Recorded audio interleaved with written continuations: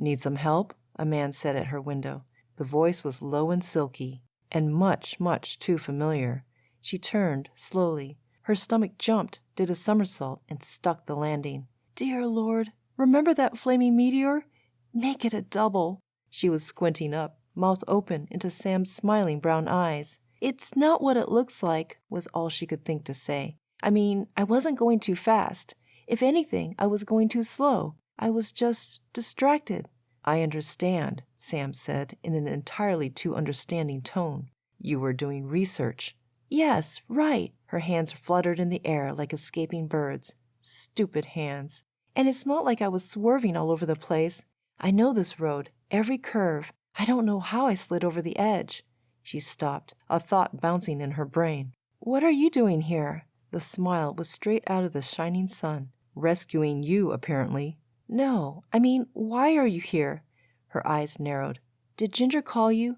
Were you following me? Of course not. I was working a job with Dad out at Nitrovex. He jerked a thumb back down the road, where, indeed, the Nitrovex plant was located. I was on my way to a meeting. At 3, remember? Yes, I remember, she said.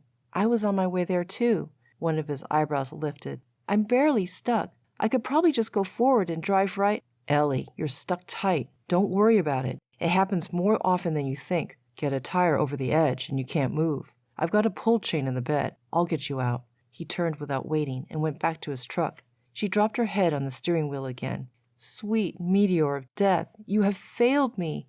And he was being so nice. Like he was the Good Samaritan and Prince Charming all wrapped up in a nice chocolate-eyed package. It was almost as bad as being stuck. How was she supposed to be angry with him now? The jerk. He returned, carrying a thick chain with a huge hook on the end, looped over his shoulder.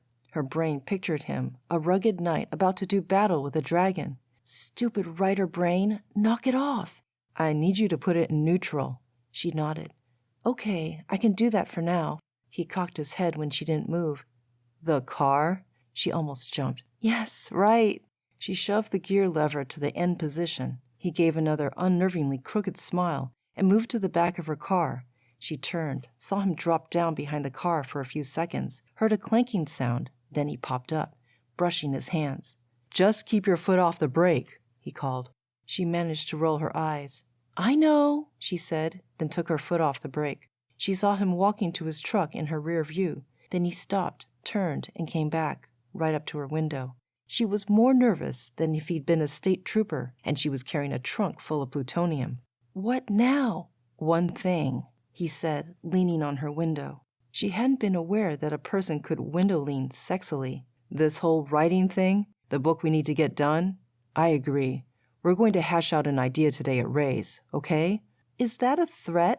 It was supposed to sound strong and courageous, but it came out playful. Rats. He grinned. Sure, if that works. You were right. We have a job to do, and for both our sakes, we need to get it done. He stuck out his hand. Hi, I'm Sam, he said. Ellie's head tilted. She looked at him for a long moment, then took his hand, the slightest of smiles crossing her face. I'm Ellie, she said. She felt as if she were either agreeing to a bargain with the devil himself or some impossibly spicy angel, and she had no idea which.